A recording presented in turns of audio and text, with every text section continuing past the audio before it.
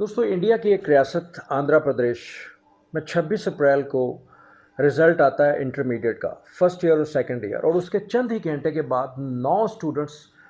Suicide कर लेते हैं after failing in the exam. दोस्तों ये वीडियो एंड तक देखिएगा, आपको मैं बताऊंगा कि आखिर क्या वजूहात और क्या कॉन्सिक्वेंसेस हुई जिसकी वजह से इन स्टूडेंट्स ने सुइसाइड की। दोस्तों इंडिया हमारा हमसाया मुल्क है और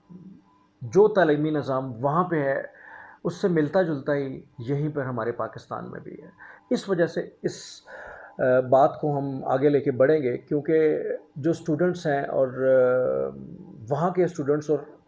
यहाँ के स्टूडेंट्स ऑलमोस्ट एक ही तरह का पैटर्न फॉलो कर रहे हैं स्टडीज़ का, जिसकी वजह से वो इतने डिप्रेस और परेशान रहते हैं किस्म का, और उनके ऊपर सोशल प्रेशर होता है और फैमिली का प्रेशर होता है, इसके अलावा दोस्तों का, रिश्तेदारों का, और बहुत से ऐसे प्रेशर होते हैं जिसकी वजह से वो बहुत ज़्यादा डिप्रेशन में चले जाते हैं और ये सोचते हैं शायद हमारे नंबर कम आए तो हम क्या करेंगे, हम किसी को मुंह दिखाने के काबिल नहीं रहेंगे, हम किसी अच्छी यूनिवर्सिटी में एडमिशन नहीं ले सकेंगे। और उनकी फैमिली, स्पेशली उनकी फैमिली, दिन रात उनको पिंच करती है, उनको उनको बातें सुनाती है और कहती है कि खुदारा तुम पढ़ो, और नहीं किया तो ये हो जाएगा, वो हो जाएगा। और वो एक ऐसे डिप्रेशन में चले जाते हैं कि जहाँ से निकलना नामुमकिन होता है, और वो फिर अपनी ज़िंदगी की आखिरी बाजी इस तरह खेलते हैं कि एग्ज़ाम में अगर वो पास हो गए तो ठीक है, वरना फिर अपनी ज़िंदगी ख़त्म करने के दर पे आ जाते हैं वो लोग। यही हुआ उन 9 स्टूडेंट्स के साथ भी जिन्होंने मुख्तलिफ़ तरीके से अपनी ज़िंदगी का ख़ात्मा किया। एक स्टूडेंट ने ट्रेन के आगे आके अपनी जान दे दी, दूसरे ने पंखे के साथ लटक के अपनी जान दे दी, किसी ने अपनी नस काट ली। आप ये सोचें कि ये इंतहाई कदम इंसान कैसे उठा सकता है। ज़ाहिर है उसको इतना ज़्यादा प्रेशराइज़ किया जाता है इस माशरे की तरफ से कि वो मरने के ऊपर मजबूर हो जाता है, मगर उन लोगों को फेस नहीं कर सकता है जो उनको मुख्तलिफ़ तरीके से पिंच करते हैं, उनको ताने देते हैं। तो खुदारा ऐसे माशरे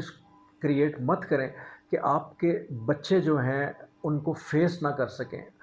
मैं ये कहूँगा कि आप किसी का मुंह तो बंद नहीं कर सकते, लेकिन अपनी फैमिली को तो आप ठीक कर सकते हैं, अपने बच्चों को सपोर्ट तो कर सकते हैं, आप अपने बच्चों को वो माहौल तो दे सकते हैं कि उनको कम से कम ये टेंशन ना हो कि अगर मैं फ़ेल हो गया एग्ज़ाम में तो खुदारा पता नहीं क्या बनेगा। ये मैं उन बच्चों की बात कर रहा हूँ जो सेंसिटिव होते हैं, जो पढ़ते हैं, कोशिश करते हैं और उसके बावजूद भी उनके नंबर कम आते हैं। बाज़ बच्चे तो ख़ैर सेंसिटिव ही नहीं होते, उनको मार-मार के पढ़ाना पड़ता है और वो बहुत ज़्यादा ढीठ होते हैं। हम उनकी बात नहीं कर रहे हैं, हम उनकी बात कर रहे हैं जो पढ़ने वाले बच्चे हैं और वो अपनी तरफ से पूरी मेहनत करते हैं, लेकिन उसके बावजूद भी उनको इस किस्म का रिएक्शन मुआशरे का बर्दाश्त करना पड़ता है। तो दोस्तों हमारा एक तो तालीमी निज़ाम इस किस्म का है कि हम जिस किस्म के इंस्टीट्यूट्स में, कॉलेजेस में, स्कूल्स में पढ़ते हैं, वहाँ के टीचर्स अब सिंसियर नहीं रहे, वो नहीं पढ़ाते बच्चों को। वो चाहते हैं कि स्कूल टाइमिंग या कॉलेज टाइमिंग के बाद हमसे ट्यूशन ली जाए, और बहुत से लोग बेचारे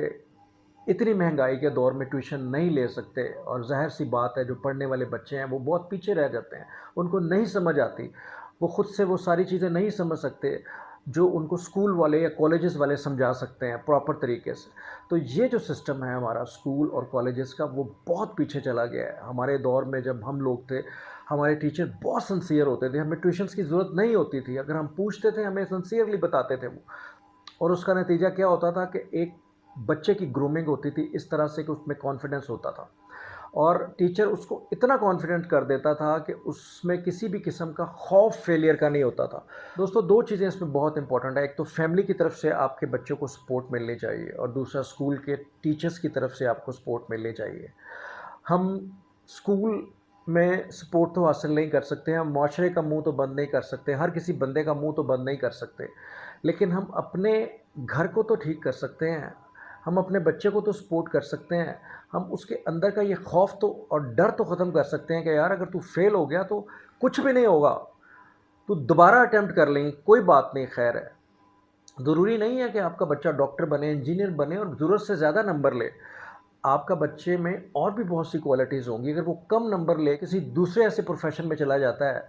तो यकीन जानिए आपका बच्चा वहाँ पे भी बहुत कामयाब हो सकता है। तो इसलिए आप दुनिया की रेस को छोड़ें, आप अपने बच्चे को देखें, अपने बच्चे की सेहत को देखें। अगर ये चीज़ें हम फॉलो नहीं करेंगे तो यकीन जानिए इस किस्म के इंसिडेंट ज़रूर होते रहेंगे, बार बार होते रहेंगे। बहुत शुक्रिया। अल्लाह हाफ़िज़।